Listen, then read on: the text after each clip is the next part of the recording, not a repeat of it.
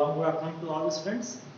Today we are going to have a fresh start of all the videos, and our first topic for this start is gravitation. It is a very interesting chapter in class 11, and being an interesting chapter, we have also gone through this basic definitions of gravitation in the previous class 10th also, and even at the start of your 11th of your textbook, first chapter we have gone through some laws of gravitation.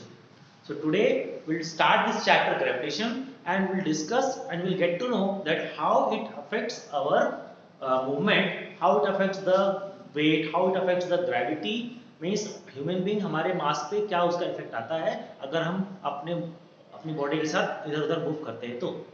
So let's start with the basic definition part, that what is gravitation? Gravitation is just a force of attraction between two bodies of, maybe they may not be having same masses, they may be having different masses. But there is one key. What is the attraction phenomena? This happens only due to their masses. Their difference of masses get to their property of attraction. जो भी दोनों के बीच में force काम कर रहा है वो कैसे काम कर रहा है, उनके मास के कारण. अगर उनका मास कम हो जाएगा तो उन पे फोर्स का अट्रैक्शन का फोर्स कम हो जाएगा. Now secondly, second point, what is acceleration due to gravity? Acceleration due to gravity. Acceleration due to gravity, देखो हम लोगों ने acceleration का थोड़ा सा इंट्रोडक्शन पढ़ा हुआ है चैप्टर नंबर 2 में. एक्सेलरेशन क्या होता है, आपने Newton second law of motion भी पढ़ा है क्लास 10th में, याद करिए. There you have discussed force equals to m into a. जो आपका a था that was acceleration, and acceleration equals to rate of change of velocity. So here this gravity, अगर यहाँ पर ग्रेविटी आप ऐड कर देते हो एक्सेलरेशन के सामने, so it deals everything with the earth surface. Earth surface पर अगर कोई ग्रेविटी वर्क कर रहा है, ऐसे right now I am standing on this floor, it also acts, it also an example of gravity कि अगर gravity है इसलिए मैं यहाँ पर खड़ा हूँ, otherwise I may be flying here and there. Okay? हमारा body weight तब काम करता है जब हमारे अर्थ का gravity हमको पुल करके रखता है. Okay? Now gravity का डिनोशन हम किससे डिनोट करते हैं, small g, and its value is 9.8 metre पर सेकंड स्क्वायर. ऐसा यूनिट्स में हम लोग स्टडी कर रहे हैं वैल्यू को, 9.8 मीटर पर सेकंड स्क्वायर. ये तो था basic introduction about what is gravity, what is acceleration due to gravity. मतलब अगर कोई बॉडी आपने, लाइक फॉर एग्जांपल इस डस्टर को, ठीक है, डस्टर को अगर फ्री यहाँ से बिना मैंने फोर्स के इसको मैं ऐसे छोड़ रहा हूँ तो क्या हो रहा है, एक्चुअली ग्रेविटी के कारण ये नीचे आ रहा है. तो this free fall due to gravity, this force जो इस पे एक्ट कर रहा है, जो इसको नीचे खींच रहा है, that is called as gravity. Okay? और जिस स्पीड से नीचे आ रहा है, जिस स्पीड से इसका वेलोसिटी इंक्रीज होते जा रहा है, that is called as gravitation, acceleration या फिर acceleration due to gravity. Newton's law of gravitation. Newton's law of gravitation क्या होता है, हम लोगों ने फर्स्ट चैप्टर में सेकंड चैप्टर में डिस्कस किया हुआ है. Newton's law of gravitation means, according to this law we have two statements. First is force of attraction या force of gravitation is always directly proportional to product of the masses.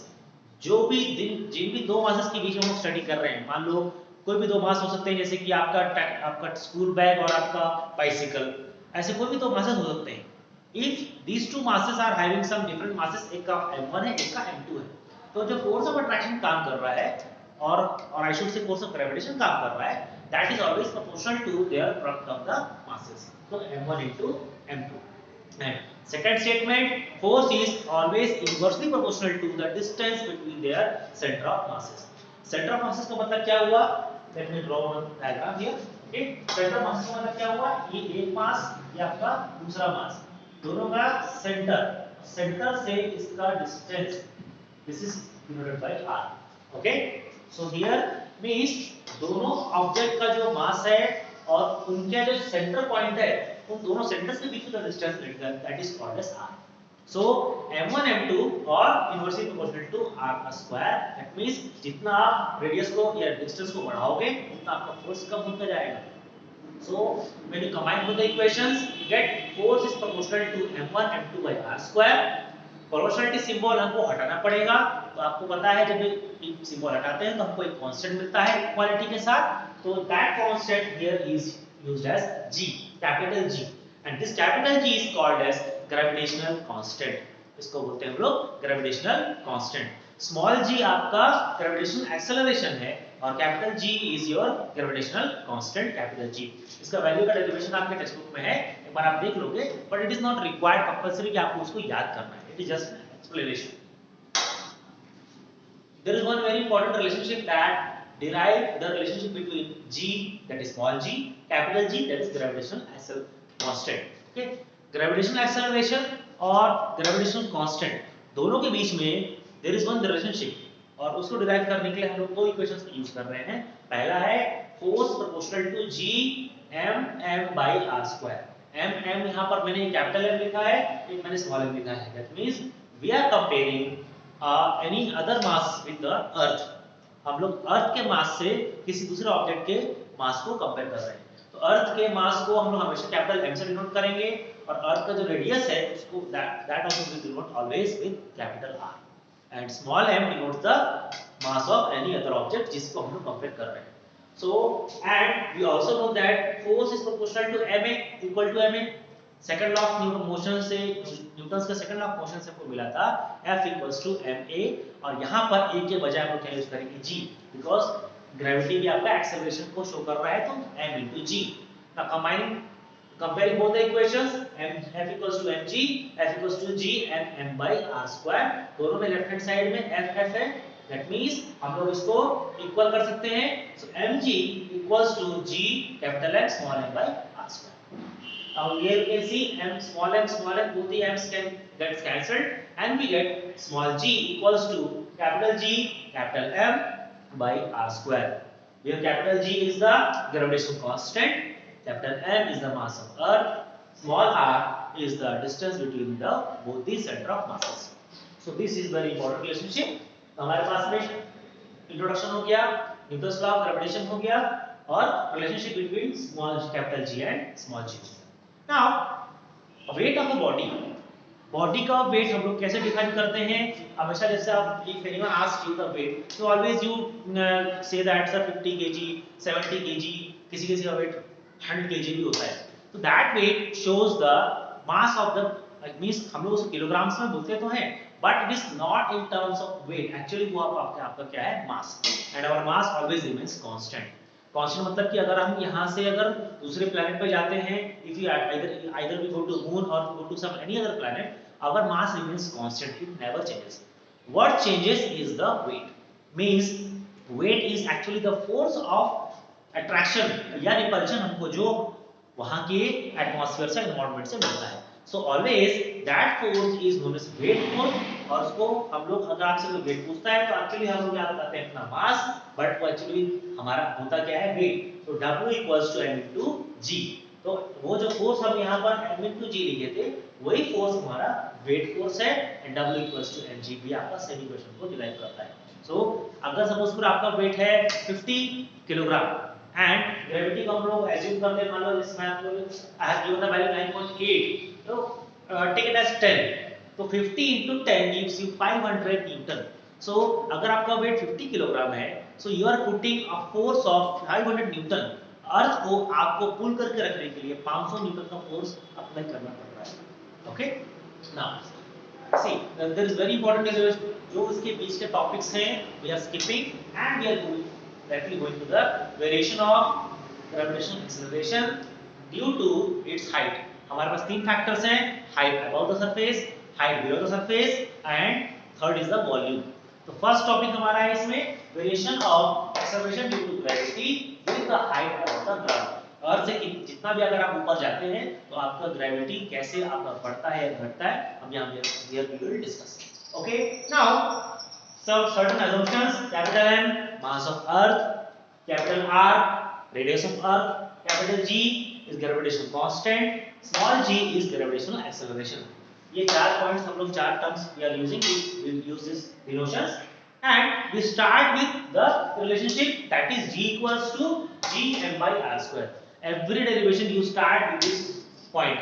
आपका पहला equation 3, इसमें हमारे पास तीन derivation है, तीनों का स्टार्ट यहीं से होगा, g small g equals to capital G capital M by r square। Here r we have written capital R, why, because अर्थ के रेडियस से हम लोग कंपेयर कर रहे हैं, that's why we are using capital R the square। Okay, now अब एक object हम लोग एज्यूम करते हैं, सी दिस डायग्राम, ये जो मास है अब यहां से वो कहां जा रहा है, इस हाइट, पहले यहां पर था तो उसका वैल्यू क्या उसका वैल्यू होता g gm/r²। Now this mass has gone to this height, this height we have taken small h। अब स्मॉल h हाइट पे जाने के बाद डिस्टेंस कितना हो गया r+h, so this r becomes r+h and we get a new equation g dash, मतलब यहां पर ग्रेविटी का वैल्यू बदल जाएगा, that's why we are taking g dash equals to gm/r+h का whole square. Equation number 1, equation number 2। Now what we can do, we just compare both the equations and for the better part what we can do, divide both the equations। Divide करेंगे, divide second by first, second divide by first। अगर आप first से second को divide करते हो तो भी कोई डिफरेंस नहीं आता है, only what we have to take care of that g dash का वैल्यू हमको फाइंड करना है। Okay, so g dash by g equals to gm/r+h का whole square divided by gm/r का square. Now both the numerators gets cancelled because gm दोनों में same है, तो both the numerators gets cancelled, और डिनोमिनेटर्स में हमको रूल मालूम है कि ये r² आपका ऊपर चला जाएगा और r+h आपका नीचे डिनोमिनेटर में ही रहेगा, तो हमारे पास मिलेगा इक्वेशन r²/r+h का। Now what we can do, we can take इस r+h में से हम लोग r को कॉमन निकाल सकते हैं। अगर आप r कॉमन निकालते हैं और स्क्वायर ब्रैकेट से आपको अगर बाहर निकालना है, आप उसको r² बना करके बाहर निकाल सकते हैं, सिर्फ r बाहर नहीं आएगा, अपने पावर के साथ वो बाहर आएगा। So here you can see r² bracket से बाहर आ गया और अंदर में क्या बचा, यहाँ पर r था तो r के जगह पर सिर्फ क्या बचेगा 1, बिकॉज़ r बाहर चला गया, प्लस h, और h में यहाँ पर r नहीं था इसलिए यहाँ पर नीचे r डिवाइड कर दिए, सो वी गेट 1 + h/r का होल स्क्वायर। तो ब्रैकेट का हमारा बदल गया और r² ऊपर न्यूमरेटर में और एक r² यहाँ पर डिनोमिनेटर में। Now what we can do, we can just cancel out both the things, so we get this new equation g dash by g equals to 1 + 1/1 + h/r का होल स्क्वायर। अब ऊपर तो यहाँ पर numerator we have nothing, so we can just shift this term here to the numerator part, तो power इसका जो +2 था वो क्या हो जाएगा minus. That is a mathematical rule कि कोई भी अगर आप डिनोमिनेटर को न्यूमरेटर में लेके जाते हैं उसका पावर बदल जाता है, मींस अगर प्लस है तो माइनस हो जाता है, माइनस होता तो प्लस हो जाता है, बट यहाँ पर पावर प्लस है नीचे में, इसलिए जब आप इसको ऊपर लेके जाएंगे न्यूमरेटर में इट बिकम्स नेगेटिव, ये 1 बाई हट गया वहां से और यहाँ पर -2 पावर में आ गया। नाउ यहाँ पर एक थ्योरम अप्लाई करना पड़ता है हम लोग को, बाइनोमियल थ्योरम, उसके डेप्थ में हम लोग को जाना नहीं है, उसमें हमारा जो इक्वेशन होता है वो 1 + nx के फॉर्म में आता है, 1 + nx, n is the power. यहाँ पर पावर क्या है हमारे पास में -2, तो -2 दैट मींस और x हमारा ये टर्म h/r, सो 1 + nx इन दोनों का मल्टीप्लिकेशन, तो ये आपका -2 और ये बाहर का प्लस मल्टीप्लाई होने के बाद we are getting -2 h/r। So g dash by g equals to 1 minus 2h by r is a very important relationship that always हमको इस इक्वेशन से डिराइव की चीज प्रूफ होता है। अगर आप जितना हाइट इंक्रीज करते जाओगे, किसी भी मास को आप अर्थ से ग्रेविटेशन अर्थ के फील्ड से सरफेस से जितना भी आप ऊपर लेके जाते हैं, तो what will happen, this value of h increases, if value of h increases, so this whole term, this second term gets increases, तो जितना भी आपको 1 से माइनस होने वाला टर्म है वैल्यू है वो बढ़ता जा रहा है, तो 1 से अगर सपोज करो h आपका कम होगा तो 1 से कम हिस्सा माइनस होगा, बट यहाँ पर h अगर आप इंक्रीज करते जा रहे हो तो ज्यादा हिस्सा 1 में से कम होते जा रहा है, जितना 1 से ज्यादा हिस्सा कम करते जाओगे that means your this whole term decreases, whole term decreases, तो दिस शोज दैट जितना आप अर्थ के सरफेस से ऊपर जाते जाओगे, as you go as high as this h and obviously you get the gravity value of gravity goes down, means g dash आपको यहाँ पर मिल रहा है वो आपका वैल्यू हमेशा कम होता जाएगा, it will get reduced and at the moment आप जितना भी ऊपर जाएंगे एक मोमेंट आएगा where the gravity becomes zero, as we know अगर आप अर्थ के एटमॉस्फेयर से बाहर चले जाओ तो your gravity becomes zero। So this is a very important topic। Likewise we have started with the definition part, gravitation का डेफिनेशन पढ़ा हमने, यूनिवर्सल लॉ पढ़ा ग्रेविटेशन का, we have discussed the relationship between g and g, weight of the body discuss किया और directly we have reached to this topic. आपको यही चीजें पढ़नी है, इस चैप्टर में आपको जो चीजें बताऊंगा मैं आपको इतना ही पढ़ना है। So this variation of acceleration due to gravity, ये आपका एसीसी लिखा है मैंने, it is complete acceleration short form में आप लोग नहीं लिखेंगे, एक्सेलरेशन ड्यू टू ग्रेविटी लिखेंगे and with the height above the ground. ठीक है, डायग्राम बनाएंगे, डेरिवेशन पूरा करेंगे and at the last we get here h, जितना h को बढ़ाएंगे उतना g कम हो जाएगा, means when h increases gravitational acceleration decreases। Okay, so further तो नेक्स्ट टॉपिक जो इसका नेक्स्ट टॉपिक है हम लोग नेक्स्ट क्लास में डिस्कस करेंगे class. Okay, thank you for today, bye bye.